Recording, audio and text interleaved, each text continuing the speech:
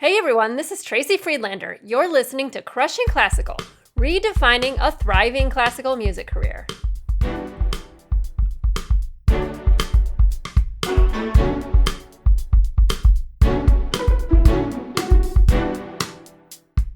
Today on the show, I have Aubrey Bergauer back on the show for an electric conversation.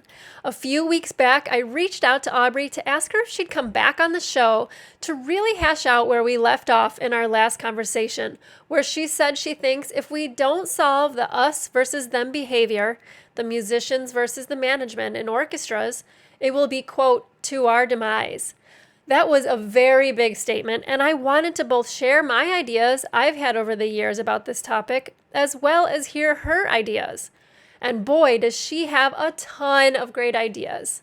I'm thrilled to have Aubrey back on the show, especially now at the beginning of a brand new chapter in her career, as she has begun consulting with many arts and music organizations around the country to make a much bigger impact. But before we start, a couple of things. Starting on Tuesday, October 15th through Thursday, October 17th, I'll be hosting a free 3-day training online. What will be covered? The number one biggest opportunity you haven't tried to grow your career and expand your income. Over 3 days, we will be talking about this and the exact steps to tap into this opportunity for yourself. The sign-up link is in the show notes. I'd also like to thank Fix Music for sponsoring Crushing Classical. Fix has been my sponsor since the beginning of the podcast, and their business continues to grow and provide even more value. They now offer business accounts for choruses, orchestras, libraries, churches, and universities. This includes volume discounts of up to 25%. Of course, they continue to offer free shipping on all domestic orders, and they've also partnered with FedEx to offer 2-day shipping at insanely low prices, even to Alaska and Hawaii. They continue to expand their catalog with everything from high-quality jazz method books to elegant hardcover or text editions and everything in between. They are happy to take suggestions and requests from their customers, so if there is something you need, reach out to them through their website at fixmusic.com. They'll be happy to get it for you. And as always, use the discount link in the show notes to receive 10% off your first order at Fix. Let's get started. Hey, Aubrey, thank you so much for coming back on the show. Oh, you are so welcome. It is good to be back. I have to admit, I'm a little bit of a fangirl in this situation because I feel like there's so much stuff that I've thought for so many years about how the orchestra business works. And then when I discovered what you were doing and what you were talking about, I was just like, oh my gosh, here's someone who really gets it in a big way. And on top of it, you're so, you're public about it and you're attracting attention about this really important conversation. Thank you. That means a lot. Seriously, thank you. Right. And so today I reached out a few weeks ago because I was thinking about something that I've thought about a lot and talked about a lot with other musicians, and essentially spent 10 years basically full-time in an orchestra with mainly it's the experience of being a musician in an orchestra, discussing all the ins and outs between what's going on with management, what's going on with contracts, all this stuff. And so at the very end of our conversation at the last podcast, your answer to my last question was, I asked if you have a prediction for the future of classical music, and you said that really the most important thing is to end the us against them mentality with regards to musicians and management. And, I figured I was going to dive right into this, and then I thought, maybe I'd love for you to sort of explain your point of view on that, considering that maybe not everybody, if you haven't spent significant time working in an orchestra to the point where you hear about contract negotiations and stuff like that, you might not really know exactly what I mean. So can you explain that? Sure. It's funny. I was re-listening to the podcast as well in preparation for our conversation today. And what I said last time was, if we don't figure this out, it will be to our demise. Yeah. And I thought, wow, that's how serious I think this is and how strongly I feel about it. So to answer your question, us versus them, to start at sort of ground zero on this, it's musicians versus management is what we're referring to. And, generally this is an issue for unionized professional orchestras, not as much an issue for volunteer orchestras, and generally an issue stemming from the collective bargaining agreement. Right. So let me say I have no issue with collective bargaining in concept and unions. Unions are in place to protect the employee from being screwed over by management. Unions lead to fair and proper working conditions. Unions, in many aspects, lead to pay equality. That's not universally true in every orchestra, but especially at regional orchestras, the only person, at least at the California Symphony, who negotiated separately was the concertmaster, and everyone else was equal. Principals, assistants, section players, equal. So again, no problem with any of that.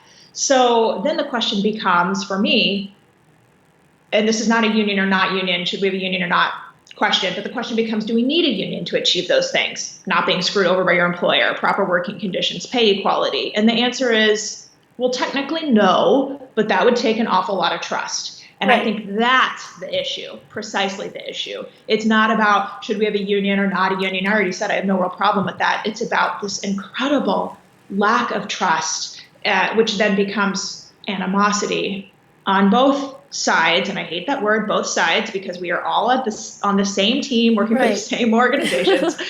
So to sort of wrap this up, I think the whole system of bargaining every few years really exacerbates this and pits us against each other. I mean, we say sides because we're literally on other sides of a table when we have these conversations. Yeah. And it runs deep, deep emotions. We are at the table bargaining about things that affect the livelihood of so many people and largely the players. And that trickles into the smaller issues as well that don't really affect someone's livelihood per se, but become more, one more thing to bargain about or fight for control over or whatever. So all of this then leads to this mentality, us versus them, and that tends to stay with us even well after we're through with our bargaining and negotiations, and it bleeds over into everything else we do in the worst cases. I'll do my job and you do yours. I'll show up and play and you raise the money to pay for it.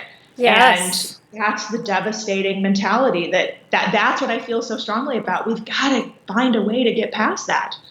Yes, I couldn't agree more. I mean, just the feeling and the helplessness that results from that feeling, because here I was on the musician side, and the conversations were always sort of like pointing the finger at them, look what they're not doing this enough, or, when contract negotiations came up, they're the ones with the purse strings and we're the ones going fork it over, and it's really, I feel so damaging, because then it seems to me like the orchestra as a whole, everyone's not in it together.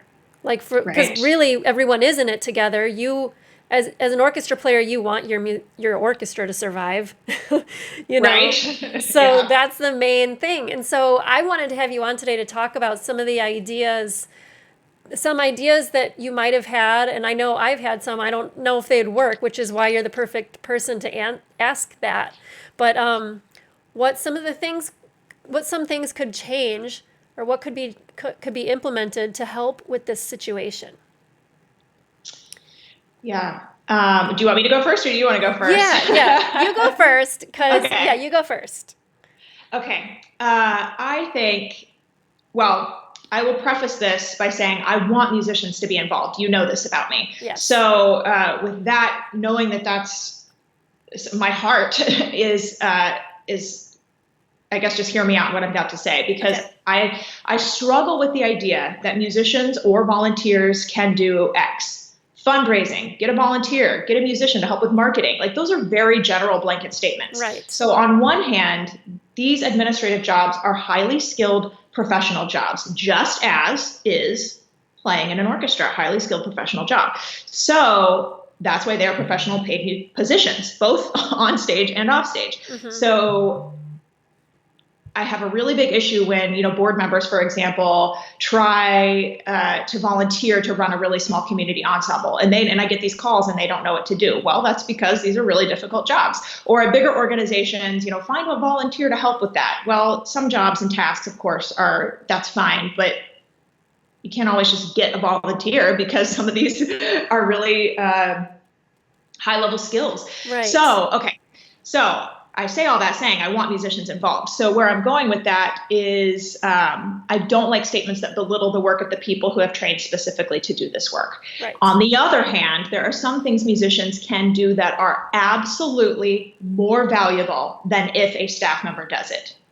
Things like donor interaction, writing thank you notes or making thank you calls to donors. So in other words, some fundraising, support with fundraising. Mm-hmm. Man, at the California Symphony, anytime I enlisted a musician, and usually it was multiple musicians, to call donors or write thank you notes to donors, what's so funny is then I would get calls from the donors. Aubrey, oh my gosh, I got a note from the violist, and oh my gosh, it was the best note I've gotten all year. And I'm like, thanks, I've only sent you like 5 other thank you notes myself, but I'm glad to know that, the rock star on stage, totally surpassed what I was able to do.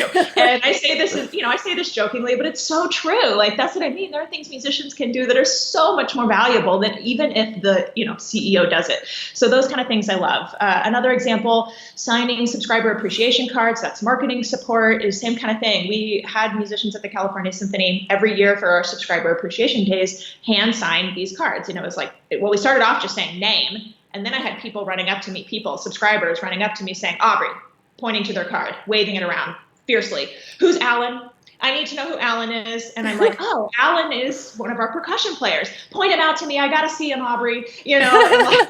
So it's just like, again, the musicians, gosh, like just carry so much weight in the best way when interfacing with our customers and our donors. And then one more example, speaking from the stage at the California Symphony, I made a point to go out before every concert and welcome our audience and say a few things about how no matter who you are, first timer or long time attendee, you're welcome here, that kind of thing. And I think that makes a difference, but that also doesn't scale. I could do that at a regional orchestra, but I could never do that at probably any organization bigger than the California Symphony because there's just so many concerts. So speaking from the stage for musicians totally makes a difference. And one of our concerts earlier this year, actually, it was the season finale of the 18-19 season, so May of 2019. I had an injury. I broke my leg this spring, and I couldn't walk out on stage to do those remarks. And so it really forced this issue. And so, I sent an email to the orchestra. Does anybody want to help with this? I'll give you the talking points. Also, I need somebody who speaks Spanish because at that point, there's a whole nother topic, but I had also been giving welcome remarks in Spanish. And oh my gosh, I had immediately like 6 or 7 players right back and say, I'm in. What do you need? So, I said, okay, we're going to go with 2 of you for this concert, and then we'll have this ongoing list that we can build from to bring this in for future concerts. And man, they hit it out of the park. I gave them the talking points, and I was like, I love doing public speaking and I love welcoming the audience, but I was blown away. I was like, you guys were awesome. And of course, everyone loved it. So. And I think it means the world that you as the CEO is saying to them, I need your help. Can you come out and do this thing? Yeah. And I think it's worth saying that, and this is probably stating the obvious, but just to make sure it's said, not every professional musician is good at all these things. Right. Just like every professional staff member is not good at all those things. Right. It takes a specific skill set, but I think that's what we want to harness and kind of figure out, how do we tap these other areas of expertise and skill that we have an army of people, I don't want to say at our disposal, but that we have access to in our musicians. Well, and I think musicians want to help. And so you brought up some good points because, I do social media. It's taken me a really long time to figure out what works. You can't just have someone volunteer because it just won't work. It needs to be consistent. It needs to have a certain look to it. So that's a very good point. But what about if musicians were, they use social media, if you could, as much as the donors and the audience members love to get a postcard or a thank you note from a musician, it would mean a lot to them probably to get a comment on their social media, comment, interaction from the musicians. Yes, I see. I think something like that is so great because what you're describing is so organic. Yeah. You're not suggesting like social media strategy and then getting people in like one day or something. And it's like, no, that doesn't maybe necessarily make sense, or maybe an Instagram takeover in that case or something. But what you're Yeah. describing is just be a person, like a normal Yeah. person who interacts with our our supporters and our constituents. And Yeah. that's the kind of thing where I'm like, oh, heck yes, I would love to see that. I know. Like a post about an upcoming concert. If a violinist piped up and said, I'm really looking forward to this concert because the violin parts are great. Or Yeah. if someone said, I'm coming and the horn player pipes in, can't wait to see you there. I mean, that would be like, it's the same as anytime when you're engaging on social media and the owner of the page or business, thanks you for your business or something like that on social. That's something, I think. Absolutely. Yeah. Yeah. So that was one of And my it, ideas. And it's the other added benefit so that what you're talking about is the public facing benefit, which is huge. The other added benefit is the Facebook algorithm, pretty Yep. much any social media platform. But when comments are coming in, whether it's LinkedIn or Instagram or Facebook itself, comments make the post appear more in other people's feeds because the Absolutely. algorithm sees, oh, this is popular because of the interaction that it's receiving. So behind the scenes, it's actually helping make sure that post by that organization is more visible. Exactly. And that's actually why at the North Carolina Opera, I've said to the people that work there, hey, you know what? Please, if you see the post that I posted, make a comment because it's going to be shown to your friends and then your friends' friends and your friends' friends, and it keeps going like that.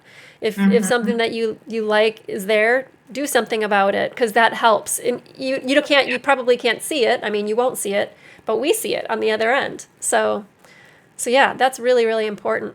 And then, you brought up fundraising, and I think, of course, you're right. It's a skilled profession to I don't want to use the word convince, but enroll somebody in the idea that giving Yes. their money is valuable. So that's something that I wouldn't want to just take volunteers for. But sometimes musicians do bring in people, people they know from the community. What do you think?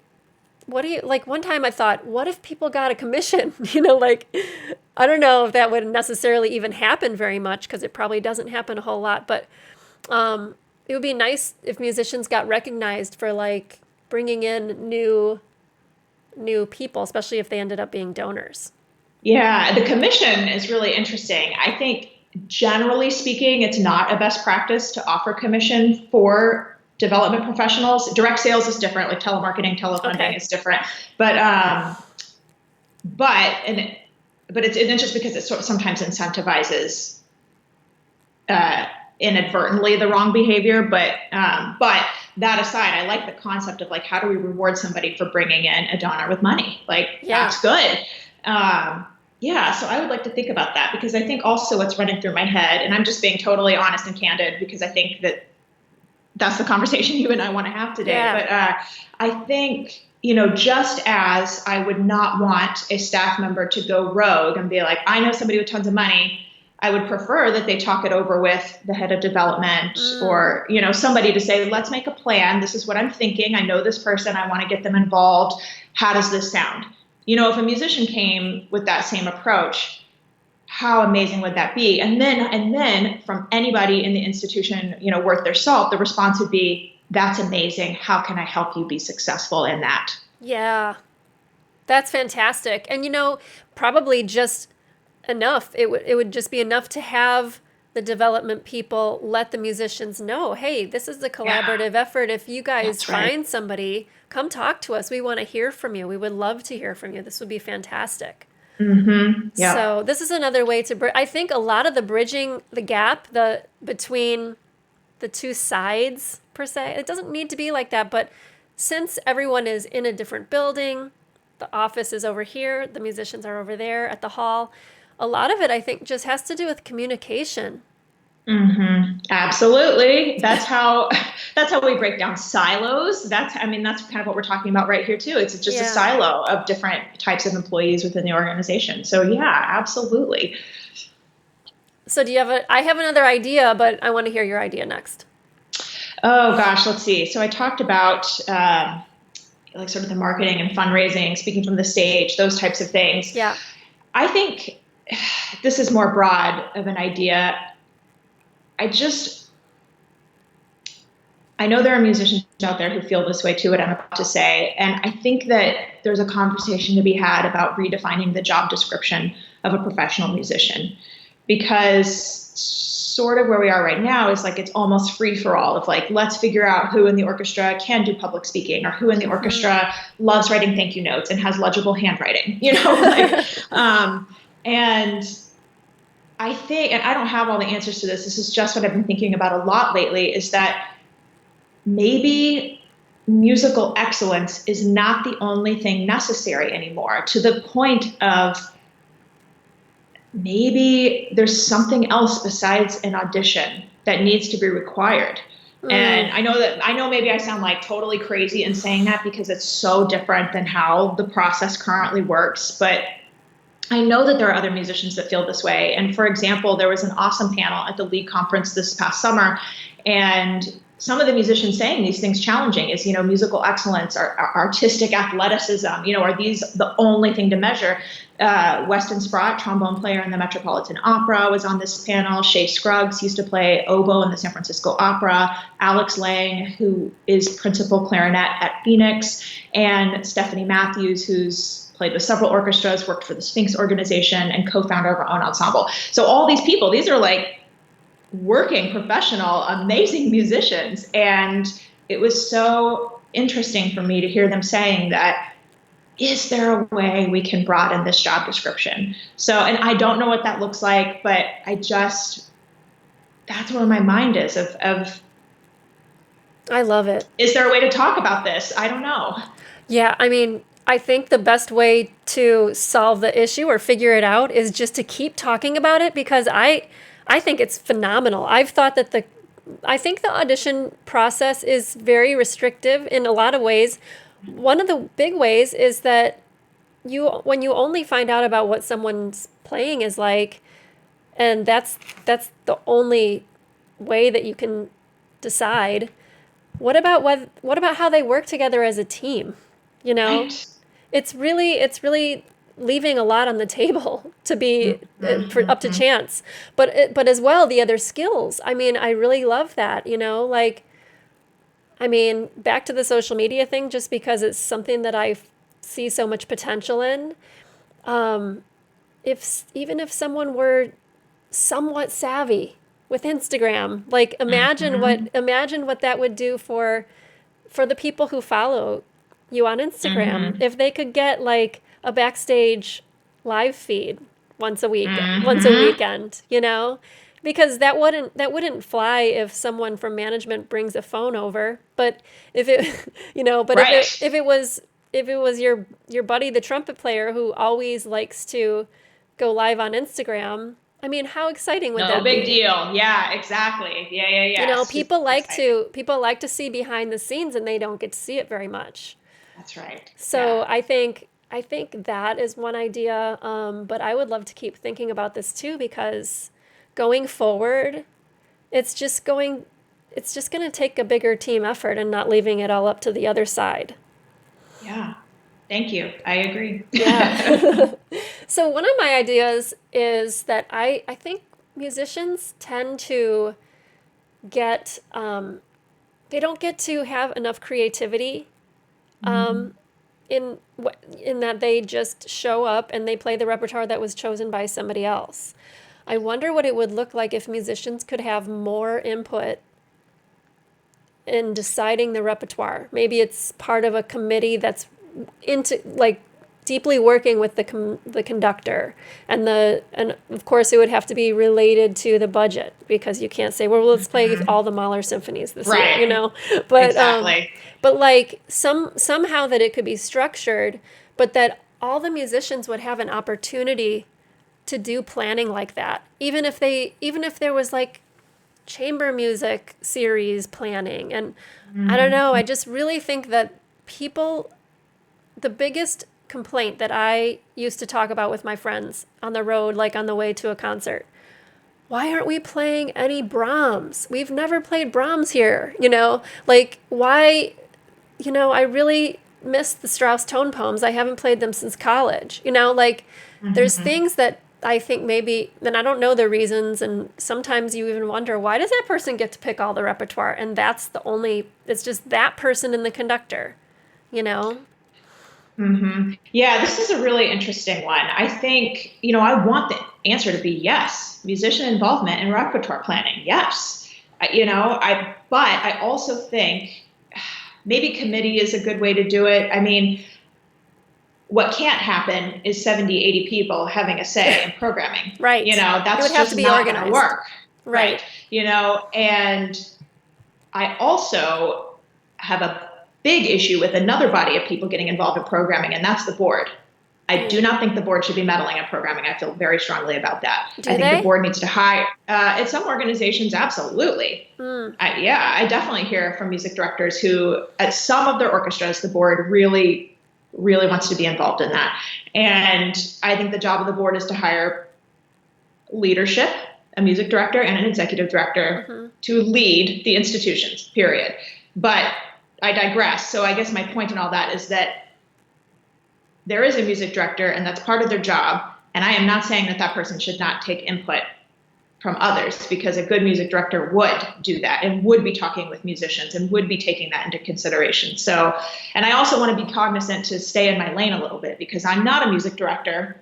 So this is an area where I'm not the one, I'm working in partnership with the music director to make decisions, but I'm not the one, I'm not an artistic administrator. I'm not the one working on planning per se. So I'm just trying to sort of be careful in how I think about this, because I don't want to speak for all the music directors in the world by saying, oh yeah, they should be doing this. That's not fair. Yeah. So, but I think that any good leader is talking to other people and taking, what they're hearing into consideration. So how to organize that more, what's the word, sort of more strictly or more with a process, that is an interesting question to explore. Yeah. Yeah, I know it would take some navigation to figure out how to make it work, because you can't just say, "Hey, what are y'all's 60 people's ideas?" Because everyone would have different ideas. But I think it would be really interesting, and I think it would lead to, well, that's my next question. Like, I think it would lead to more musician satisfaction in their career, possibly. What do you think the impact would be to have all of these things working with more musician involvement besides the career aspect for them?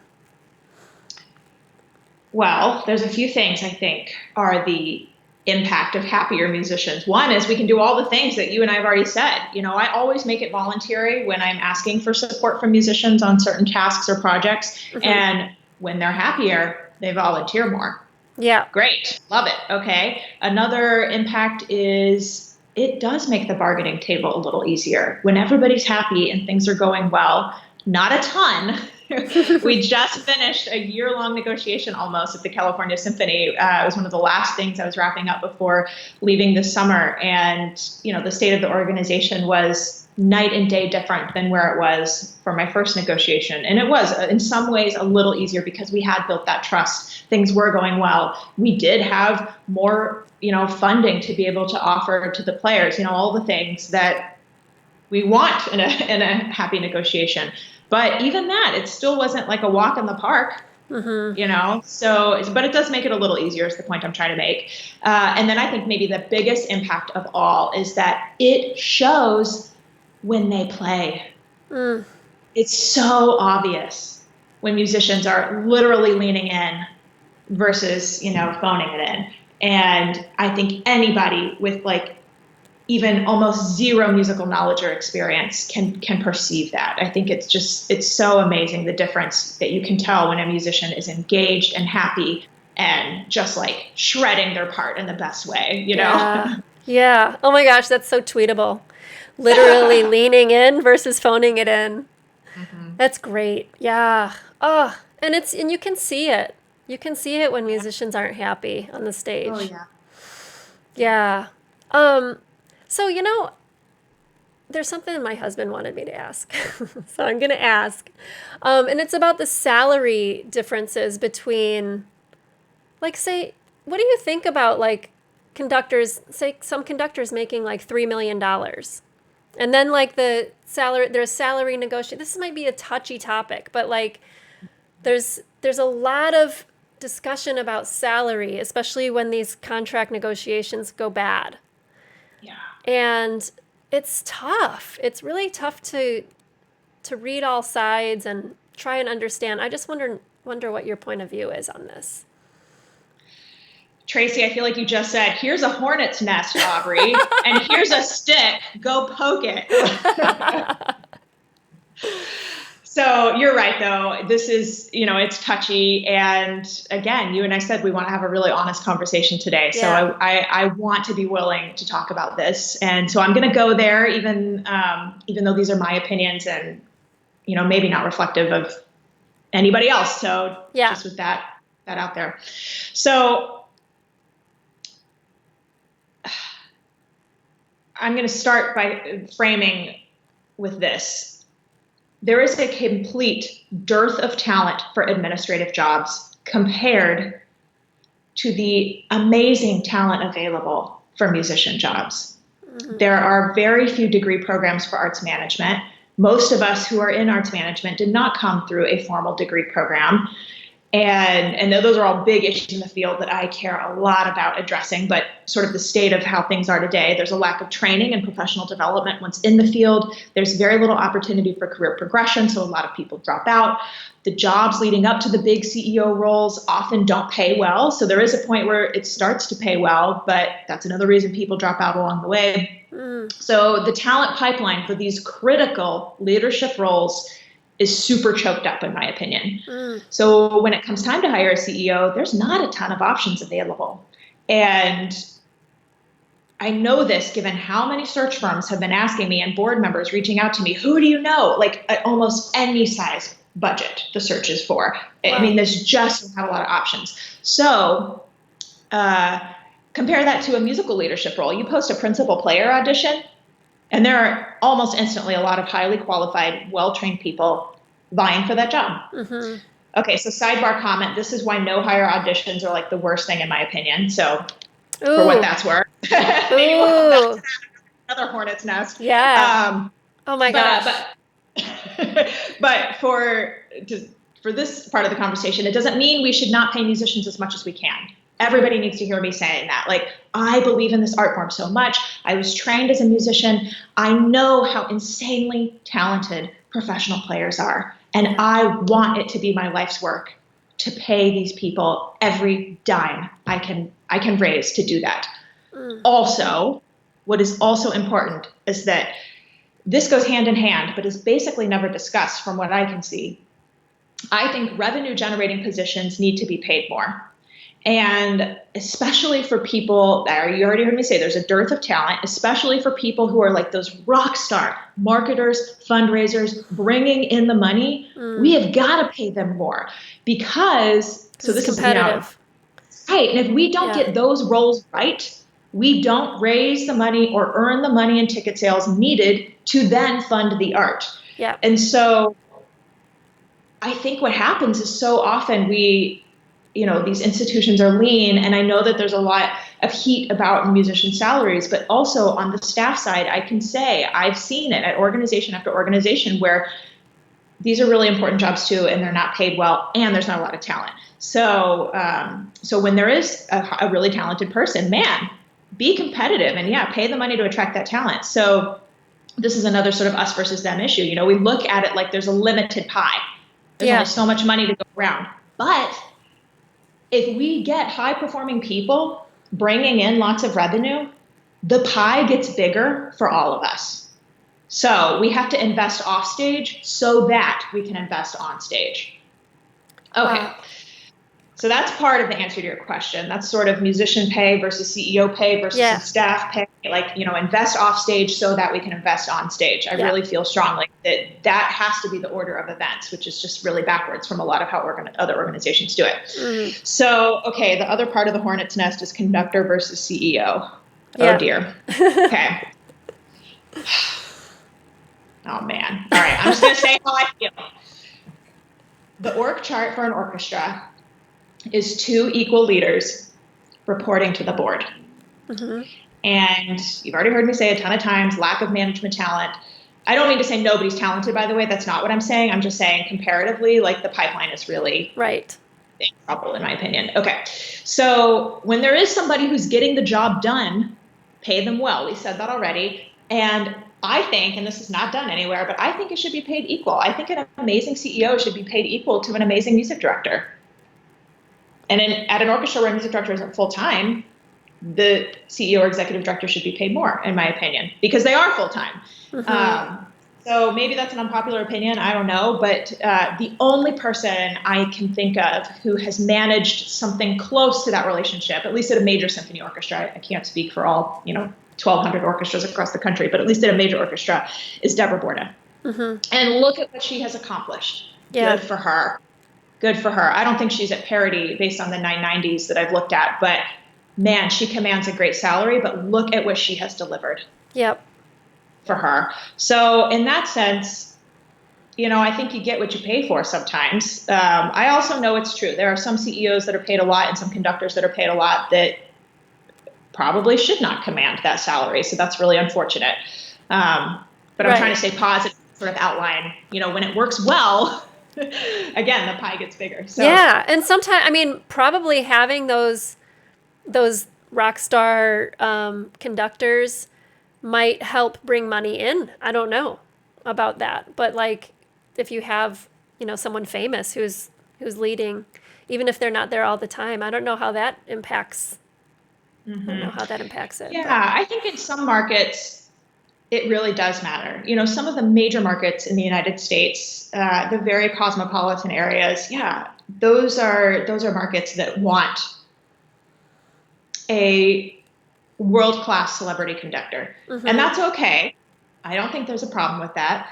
I do think, though, as a trend, more and more of the population does not know those names like household names. Right. And that's a really big difference from how it was, 30, 40, especially 50 years ago. Oh, yeah, like Leonard Bernstein, George Schulte, compared to what it is now. I agree. Exactly. So I wonder if that will end up over time driving down their what they're able to be paid. Yeah, I wonder. I mean, at some point, if they're not bringing in all that money, then I would think that the market doesn't support those kind of salaries. Not that they shouldn't be paid well, but I don't know. Again, here I am, Hornet's Nest. I'm just like waiting for this podcast to air, and we'll see what the response is to all of this. Well, I love this kind of stuff because people don't want to touch it. I'm almost nervous asking you because I know that you don't want to, make anybody upset with you. But at the same time, you already are saying so many things that need to be said. And that's why everyone is so grateful for you. Thank you. So, yeah. And so, you know what? I want to talk about what you're doing now because I know you left the California. Last time you were on, you were still with the California Symphony. So I'd love for you to be able to share what you're doing now. I left the California Symphony in August, and anybody who saw the press release or my blog post about it knows that what I said, and this is true, is I want to make an impact beyond one organization so badly. I have, I think, not just opinions, but a track record of success, not just at the California Symphony, but in my past jobs as well. And I want that for our field. I think not just revenue generation and success, but a lot of these issues we've touched on too, of like, how do we change our company cultures? How do we grow audiences and donor bases? I do not believe the narrative that it's in decline and it's going to continue to be in decline and lack of education and la, la, la, la, la. Like, no, I don't believe that. I think that there's a lot of things that we can do differently to change that narrative. And that's what I always say. I'm changing the narrative. That's my passion. And so since announcing that I was going to be going solo to do some of this work, oh my gosh, Tracy, the response has been insane in the best way. Wow. So many organizations and people from across the entire country, and a few people across the pond and in Canada. I mean, it's just nuts. Like Australia. I mean, like so many people and organizations reaching out being like, let's talk about this. And so I'm already working with LA Opera. This is before any of the Placido news came out. They said, we want to focus on patron retention. And I said, yeah, let's talk about patron retention at LA Opera. And so they're really focusing on improving their first-time buyer return rate. The next meeting with them, we're going to be talking about how to better work with the development teams. Like, these are necessary conversations for any institution. Another example, Tucson Symphony, I did a whole full implementation with them of my long haul model. That for them was restructuring staff, redrawing department lines, hiring different department leaders. They are serious about doing things differently than they've already done. And I'm so excited by Tucson, Arizona right now because of it, you know? Wow. The other day, the Boston Symphony called. I was like, oh my gosh, holy cow, right? You know, but it was this amazing conversation where they are really starting to think and rethink some of the things that they're doing and really starting to think about how do they challenge the status quo. And if the Boston Symphony can go there, anybody in any orchestral institution in this country can go there. I mean, I was just so like amped up in a great way by talking about them. I'm like, let's figure out, how, you know, so how do we work together? So we're sort of like trying to figure out what does that scope of work look like? And then I just want to mention two more just because they're so exciting. I'm just mentioning like the most exciting ones right now. Yeah. NPR reached out and I thought, well, this is super interesting. Obviously not a classical institution. Yeah. And they said, you know, what's the user journey for public radio? Wow. And it's so now we're trying to talk about, how do we work together and how do we take what the long haul model and patron journey and loyalty and retention and developing a habit and, you know, all those things I talk about all the time. How does that translate to public radio? And I'm just so excited. It's just amazing. And then one more one to mention is the San Francisco Conservatory of Music. I am working on something super big with them that I can't wait to announce to the world. And it has to do with so many of the things we've already talked about and the leadership pipeline in this field. And I mean, I'm just bursting. Oh my gosh. Yes. So this is something, this is something we've never talked about, but you probably have so many opinions about what schools need to be doing. And you alluded to it earlier with programs for this kind of thing. This is phenomenal. Yeah. Wow. You have so much stuff going on. I'm so excited for you. Thank you. It's just been, you know, people say you take a leap and, you know, I feel like everybody always says, you'll never regret it. You'll never look back. And I was like, I don't know. We'll see about this. And was that scary? Was it scary leaving California? Yeah, I think so. Because the traditional career trajectory of this field is you lead a smaller mid-sized organization and then you go up to a budget that is, you know, a 10 million or 12 million or whatever. And then you go to a bigger one, you know, and you just sort of work your way up that way. And that is a path. And there's nothing wrong with that path. I just, as I said already, I just felt I want to have an impact beyond one organization. And so over the last year or so, I just really felt that I don't know that going to a Group 2 orchestra is the right next step for me, and started challenging my own assumptions about what does my career path need to look like. And once I decided to go there with myself and say, Aubrey, you can rewrite the rules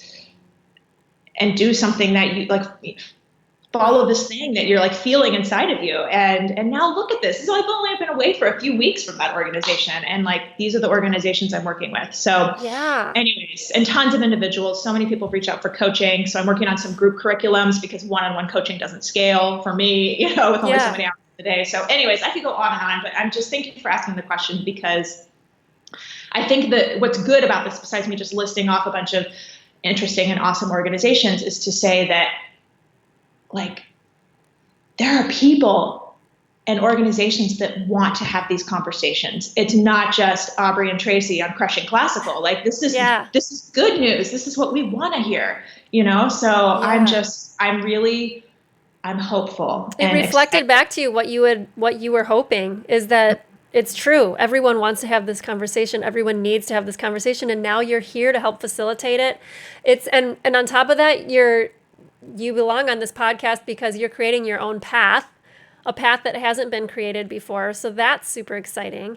And I hope that as you work with these really awesome organizations, that you can also do the documenting work that you were doing with the California Symphony so that we can still see.